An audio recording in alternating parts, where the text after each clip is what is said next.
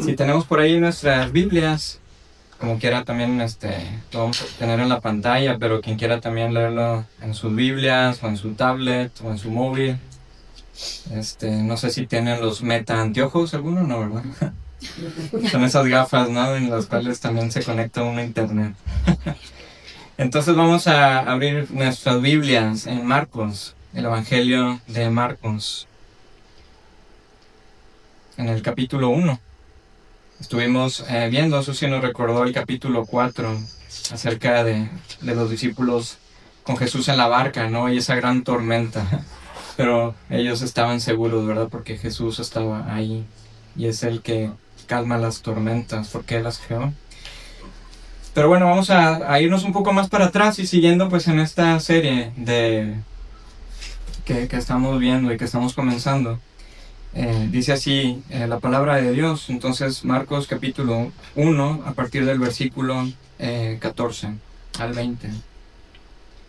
Después que Juan había sido encarcelado, Jesús vino a Galilea proclamando el evangelio de Dios y diciendo: el tiempo se ha cumplido y el reino de Dios se ha acercado, arrepentíos y creed en el evangelio. Mientras caminaba junto al mar de Galilea, vio a Simón y a Andrés, hermano de Simón, echando una red en el mar, porque eran pescadores. Y Jesús les dijo: seguidme, y yo haré que seáis pescadores de hombres. Y dejando al instante las redes, le siguieron. Yendo un poco más adelante, vio a Jacobo, el hijo de Zebedeo, y a su hermano Juan, los cuales estaban también en la barca, remendando las redes. Y al instante los llamó, y ellos, dejando a su padre Zebedeo en la barca con los jornaleros, se fueron tras él.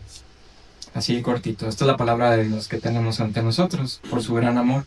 Vamos a orar. Muchas gracias, Padre, por los cantos y por el compañerismo y por la oportunidad que podemos tener todos juntos de reunirnos en tu nombre.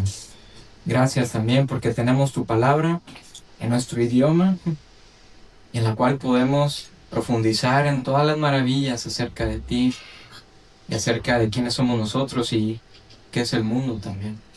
Y Padre, en este momento te pedimos que abras nuestros ojos y nuestro entendimiento para contemplar tu gran evangelio, pero también una gran invitación que no solamente tuvieron estos pescadores y el resto de tus discípulos en el siglo I, no, sino que esta invitación es también para nosotros en estos tiempos, en este contexto, aquí en España, que podamos, Señor, ver esa invitación y aceptarla también. Así que te pedimos que nos ayudes, en tu nombre santo, oramos. Amén.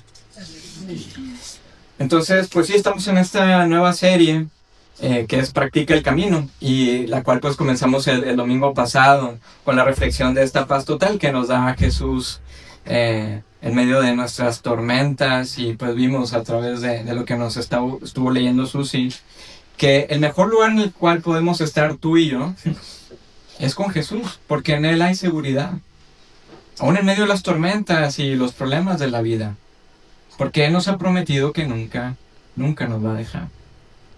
Entonces, estar con Jesús es parte de practicar su camino. Y podemos preguntarnos, bueno, ¿y por qué estamos ansiosos? ¿Y por qué estamos temerosos? ¿Por qué no mostramos amor en nuestra familia? ¿Por qué somos impacientes? Bueno, el ir a la iglesia todos los domingos y participar en los grupos de casa y leer la Biblia todos los días, orar, son cosas buenas en sí mismas. Pero todas estas cosas, estas prácticas, no van a desaparecer las tormentas de la vida.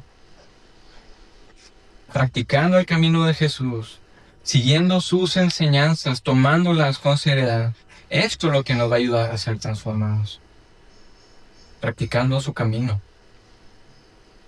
Y vamos a ver las circunstancias y las situaciones de una manera totalmente diferente, pero también podemos mostrar amor a los demás. Nos vamos a volver mejores amantes. El camino que Jesús nos ofrece es una vida vibrante y que va a influir de una manera irresistible a los que nos conocen y están a nuestro alrededor. Esto va a ser una influencia irresistible.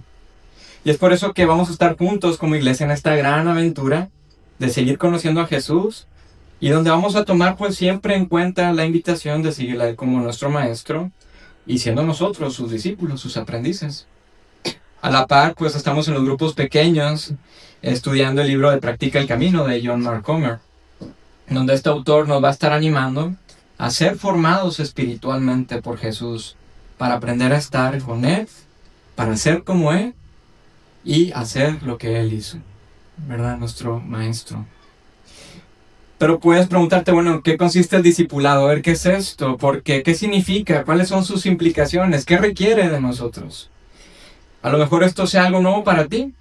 A lo mejor apenas estás conociendo un poco más acerca de la persona de Jesús y su mensaje del Evangelio. O tal vez esto del discipulado es algo que ya habías escuchado. A lo mejor hasta experimentaste un día ese fuego por comenzar una nueva vida. Pero tal vez por la familiaridad o las circunstancias, ese fuego se ha apagado. Ese fervor de seguir a Jesús. O tal vez sientas que necesitas un renacer espiritual, una renovación en tu corazón y volver a sentarte a los pies de nuestro Maestro, de Jesús. Pero, amigos, lo importante, independientemente en qué área tú estás de tu vida, todos tenemos ante nosotros una gran invitación. Y esta misma invitación que ocurrió en este pasaje que leímos del Evangelio de Marcos. Ya en otra ocasión veremos con más detenimiento los libros del Nuevo Testamento. Pero para dar un poco de contexto acerca de este libro, del Evangelio de Marcos, el autor es Juan Marcos, quien fue discípulo de Pedro, quien a su vez fue discípulo de Jesús. Así que ambos caminaron el camino de Jesús. Fueron sus aprendices. La madre de Juan Marcos fue también discípula de Jesús y además pastora de la iglesia que se reunía en su casa. Se piensa que tal vez su casa fue de las primeras iglesias cristianas en Jerusalén. Incluso algunos piensan que fue el aposento alto, en el cual estuvieron Jesús y sus amigos compartiendo la última cena. Así que su casa fue importante, fue una iglesia importante, y su madre María fue una líder importante también. Y Marcos recopiló todo este evangelio, que es el testimonio y las experiencias de Pedro, y todas las experiencias que tuvo con nuestro Señor. Y su evangelio comienza con este gran anuncio de Jesús, que nos dice: el tiempo se ha cumplido, y el reino de Dios se ha acercado, arrepentidos y creer en el evangelio. Amigos, estas son las más grandes noticias por boca de nuestro Señor, porque la conexión del cielo con la tierra está ocurriendo nuevamente. Esta posibilidad de nuestro florecimiento y la idea del shalom está al alcance de nuestras manos. Y esto es totalmente increíble, porque en medio de nuestro mundo roto, vemos que el Evangelio nos abre esta gran posibilidad de ver y experimentar una transformación sin comparación. Porque podéis imaginar el reino de Dios impactando nuestro mundo. Piensa en esto. ¿Cómo sería nuestro mundo si tomamos en serio el Evangelio y las palabras de Jesús? Porque sabemos, incluso intuimos, que fuimos hechos para florecer y vivir nuestra verdadera humanidad. Sin embargo, sabemos que estamos bajo la maldición del pecado en el mundo. Así que la llegada del reino de Dios, sabemos que comenzó desde la llegada de Jesús, y esto tiene grandes implicaciones para poder ver y experimentar el verdadero florecimiento. Y no solamente nosotros como individuos, sino también en nuestra sociedad y en nuestra cultura. Y esto es lo que hace que el Evangelio sea tan asombroso y sin comparación. No tiene igual. ¿Y quién es Jesús? Bueno, lo estuvimos cantando. Yahweh, Jehová encarnado. Dios mismo, el creador del cosmos, hecho hombre, viniendo a nosotros y mostrándonos su amor por nosotros. Un amor que no se ha rendido. Un amor que hemos tenido siempre, incluso cuando salimos en exilio del Edén. Jesús nunca nos ha abandonado.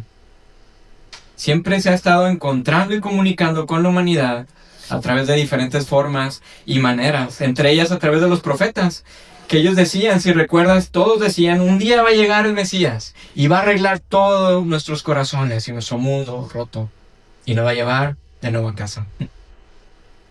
Y de pronto, el tiempo preciso se cumplió.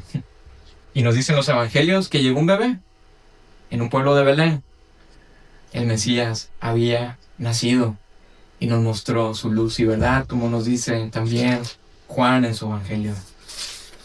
Entonces Marcos nos está contando que después del encarcelamiento de Juan, conocido como el Bautista, quien es hijo de Zacarías y Elizabeth, de quienes estuvimos viendo en la serie de Navidad, si recuerdas, Jesús fue al lago de Galilea y llamó a sencillos pescadores a seguirle como sus discípulos.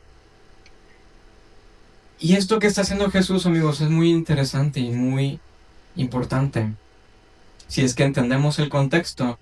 Porque tenemos a estos pescadores galileos, invitados a ser discípulos, y que además dejaron todo por seguir a este Jesús.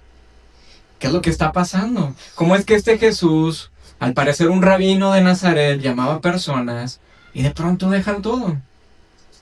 De hecho, había una burla entre los israelitas que decían, ¿de Nazaret puede salir algo bueno?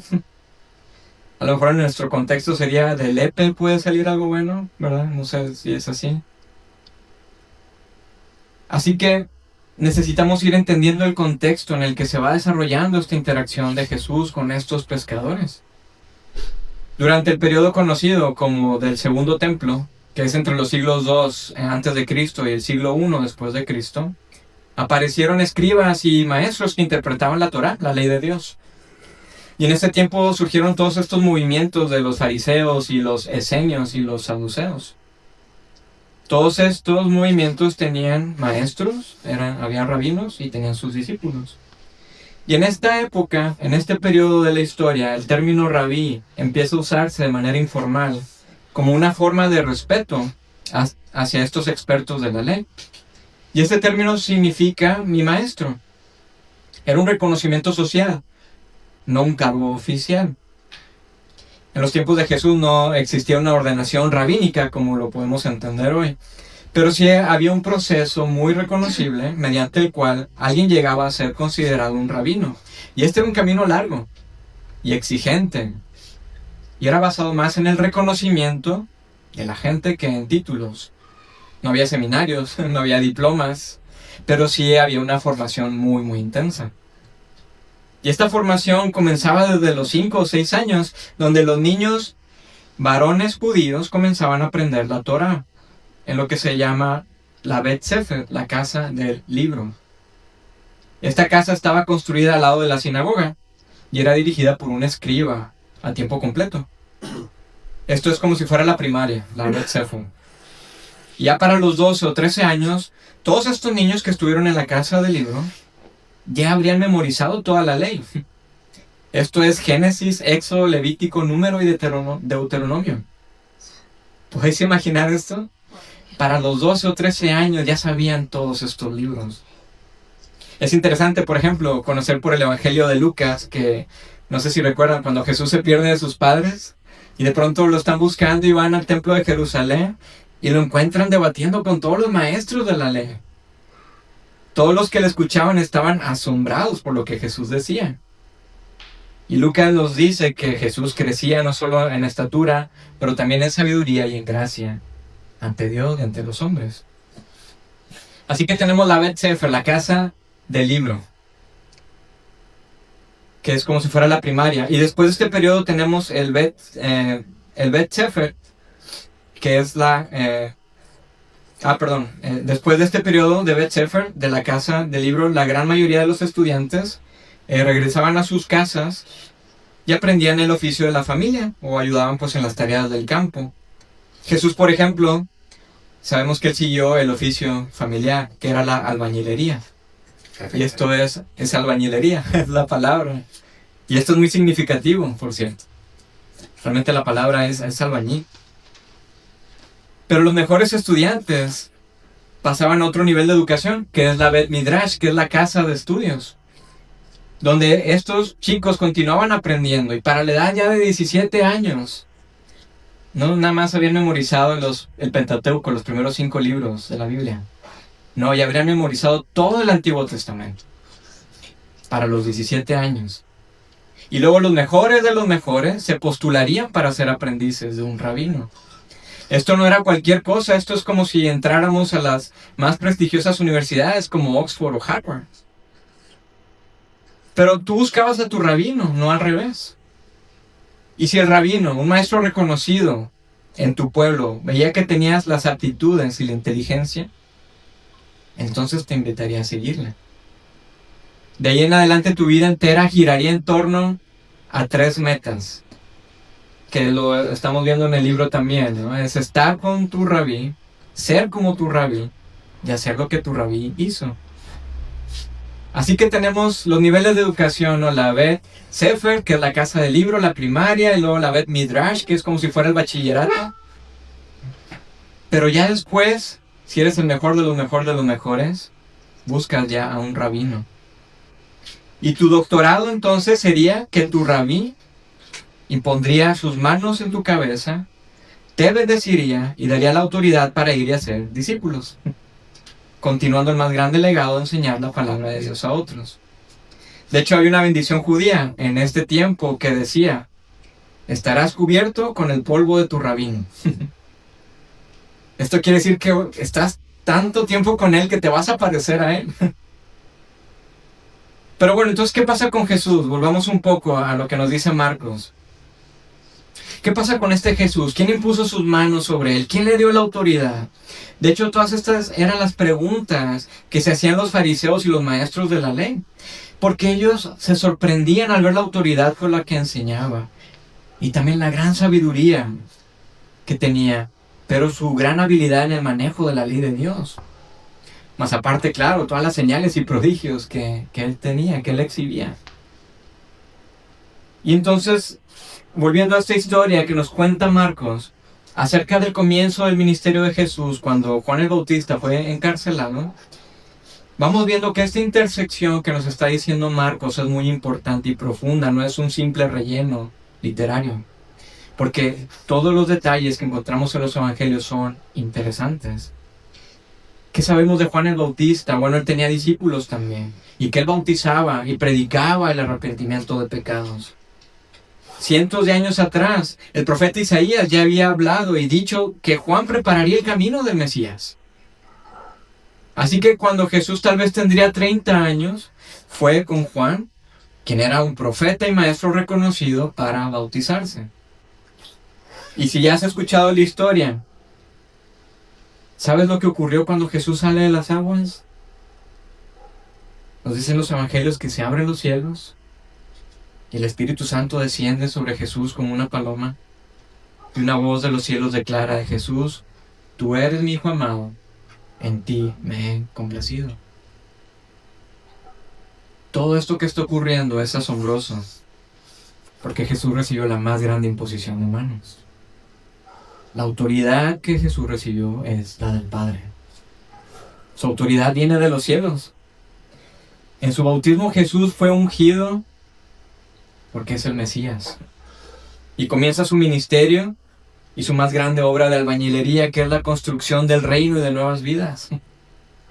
Jesús fue más que un albañil y que un carpintero, porque él construye vidas y un reino maravilloso. Así que con este reconocimiento público nos dice Marcos que nuestro rabí va al lago de Galilea y llama a sus primeros discípulos, a Simón y a su hermano Andrés, y luego va con Jacobo y su hermano Juan, y todos ellos eran pescadores de oficio. Ellos, como cualquier chico judío, habrían sido parte de la casa del libro, pero después volvieron al trabajo de sus familias. Ellos eran galileos. ¿Algo bueno puede salir de aquí? Nazaret está en Galilea. Y eran pescadores sencillos. No fueron considerados mejores de los mejores para continuar sus estudios. Por lo tanto, no fueron invitados a seguir un camino de discipulado. Pero aquí es donde ocurre algo maravilloso con el reino de Jesús, que Él está construyendo. Porque vemos que Jesús cambia las normas y las culturas impuestas por los hombres. Vemos que su reino es un reino invertido y que supera todas nuestras expectativas. Amigos, que Jesús llame a estos pescadores que no tienen ningún estatus, considerados sin letras, ni preparación, sin poder, y para comenzar con ellos un grupo de discípulos en Galilea, era algo altamente desconcertante. Esto descolocaba a todos, porque no era nada prestigioso ni deslumbrante. Y entonces vamos viendo este revés del reino. Jesús revierte lo que unos considerarían como los fracasos religiosos en estos chicos. Jesús los convierte en siervos dignos, llamados y valiosos. Y esto nos ayuda a reflexionar de que si alguna vez nos hemos sentido fracasados, si sigues escuchando esas voces interiores de que no vales nada, amigos, Jesús revierte todas las cosas, porque somos dignos y valiosos, llamados por Él. Pero todavía lo que flipa más y lo que deja a todos en shock es que todos pueden ser sus discípulos. Su invitación es para todos y para todas. Porque si recordamos, eran los niños judíos quienes estaban en este proceso. Bueno, Jesús invita a todos. No solo a varones judíos, sino a hombres y mujeres de cualquier nación y esfera social y cualquier nivel de educación, de cualquier edad. De hecho, vemos que lo revolucionario era que Jesús invitaba a mujeres a ser sus discípulas también. Y esto lo vamos a ver más adelante en la serie. Pero esto es increíble, ¿no? Que vemos esta comunidad del camino de Jesús, llena de pescadores y recaudadores de impuestos, y de fariseos, y de ricos y de pobres, de pensadores de izquierda y conservadores, mujeres y niños. Hay de todo. Y a todos Jesús nos abre los brazos y nos invita a seguirle. Y esto es muy diferente, ¿verdad?, a lo que encontramos en nuestro mundo, porque ¿qué quiere nuestro reino? Quiere el estatus, el influencer, la celebridad, el poder, las altas esferas, estándares de belleza o grados académicos. Pero en el reino de Jesús estas cosas no son importantes. Y entonces Jesús se encuentra con estos pescadores. Y parece que ya tenían tal vez una cierta reputación que llamaba la atención de todos.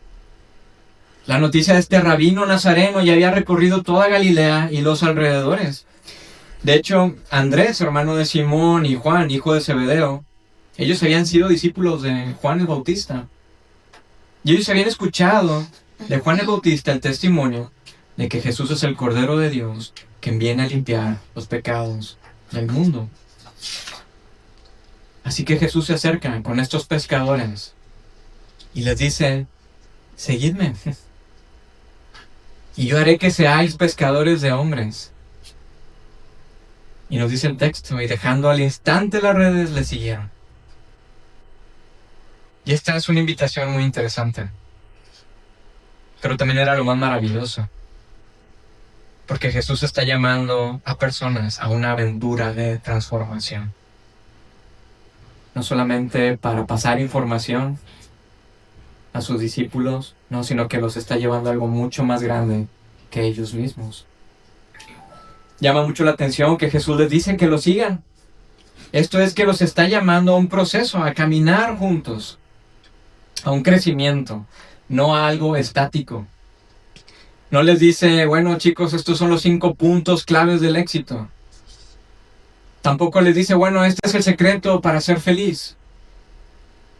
No, sino que les dice: seguidme, venid conmigo.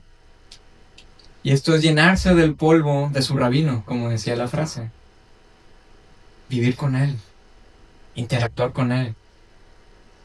Esto implica estar con él todo el tiempo, aprender y vivir como él. Y esto es un proceso que requiere de nosotros el desear, sí, seguir aprendiendo de nuestro maestro y ser como él. Esta invitación no es algo mecánico. Pero también el llamado es a ser pescadores de hombres, ¿verdad? Como les dijo Jesús, ¿no? Haré que seáis pescadores de hombres. Esto no significa poner un anzuelo llamativo, ¿no?, y atrapar a alguien. No, sino que Jesús está usando una metáfora de 2 clases de mundos. El mundo del mar y el mundo de la tierra. El mundo de la oscuridad y el mundo de la luz. Así que Jesús está invitando a sus nuevos discípulos a ser agentes de transformación, a invitar a otros a encontrar la luz. encontrar el pan que satisface, a vivir en verdad. Pero también hay algo importante en esta escena. Vemos que estos chicos, que muy probablemente estarían entre los 16 a 25 años, no pensaron dos veces en seguir a Jesús, que dejaron las redes de pronto, al instante, ¿no? Nos dice el texto. Pero esto no significa que dejaron ya su oficio para siempre, porque sabemos que ellos volvieron a pescar. Pero Jesús los estuvo formando en medio de su vida ordinaria, para hacer de ellos algo extraordinario, esplendores eternos. Y amigos, lo mismo pasa con nosotros. A Jesús le importa nuestro trabajo. A Jesús le importan nuestros estudios, nuestra familia. A Él le importan nuestros amigos. Lo que Él desea es que seamos personas de transformación, mostrando su luz y verdad en nuestro mundo que lo necesita. Y Él desea que invitemos también a los demás a considerar seriamente su reino. Y entonces vamos viendo que nuestras prioridades y nuestras motivaciones van cambiando, que de pronto nos volvemos inexplicables para los demás. Si Jesús me llama siendo maestro de escuela, al estar siendo formado por Él, pues comienzo a ver mi trabajo como un gran laboratorio de florecimiento. Doy clases con excelencia y con gozo. Ayudo a que mis estudiantes florezcan. Y los animo a ver el mundo y las cosas con pasión.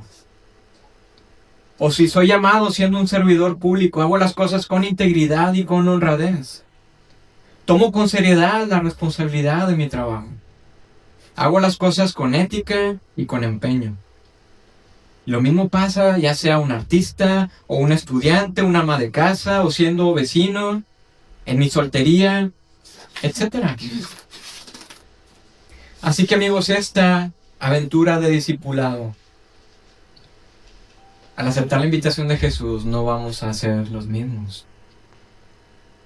Todo va a ser transformado por nuestro Rabí. Nuestras relaciones con las personas en nuestra vida serán diferentes. Nuestra visión de trabajo cambiará radicalmente. Nuestra visión de matrimonio también, o de soltería. Nuestro papel como estudiante, o estando en la jubilación. Todo es transformado. Nuestro carácter también va a ser transformado. De tener un mal genio a ser alguien paciente y amable. O de vivir en amargura y miedo a tener un gozo y un espíritu de perdón. O de sentirte inferior a sentirte con confianza y valiente. ¿Que esto no es sorprendente? Toda esta transformación va a animar a otros a tener curiosidad de qué está pasando en tu vida. Y deseamos que también vean qué está pasando en la mesa, ¿no? Y amigos, Jesús, nuestro Rabí, no se va a dar por vencido en cambiar nuestras vidas y nuestras comunidades y familias y vecindarios en algo tan maravilloso. Así que de esta manera es como vamos viendo que su reino realmente está cambiando las cosas, ¿no? Como decía Jesús, el tiempo se ha cumplido y el reino de Dios se ha acercado. Arrepentidos y creer en el Evangelio. Esta invitación no solo fue a estas personas del primer siglo, no, sino que esta invitación, amigos, sigue vigente hoy en día. La invitación de seguirle a Él y ser formados por Jesús es lo que nos ayuda a vivir en verdad. A vivir en verdad. ¿Cómo sería nuestro mundo si decidimos seguir el camino de Jesús? ¿Qué piensas? Oremos. Muchas gracias, Jesús, por esta gran invitación que tenemos ante nosotros. De que tú vienes a nosotros. Tú nos buscas. A nosotros nos resta solamente abrir nuestro corazón a ti y considerar seriamente esta invitación de estar contigo, de ser como tú y hacer las cosas que tú hiciste. Esto es mostrar tu amor y tu gracia en tu verdad en donde estamos. Jesús, te pedimos que sigas ayudándonos, que sigas transformando nuestros corazones, que en este proceso que estamos todos como iglesia de practicar tu camino, que sea transformador y en el cual vamos a ver que no vamos a ser los mismos de antes. Ayúdanos, Jesús, queremos sentarnos a tus pies, como lo hizo María y como lo hicieron todos tus discípulos, y queremos aprender de ti y conocerte en verdad. Ayúdanos, te lo pedimos en tu nombre. Amén.